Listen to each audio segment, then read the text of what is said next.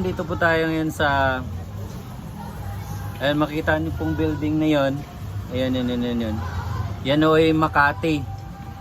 Makati. Tapos Parañaque yan doon. Dito naman yung Pasig. Dito banda. Malapit lang po kami dito. Maraming salamat din pala sa mga nagtiwala.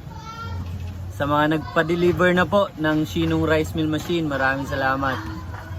At sa mga nagpapa-reserve, thank you very much for almost magto 2 years na pala tayo Magto 2 years na tayo dito sa Shinong.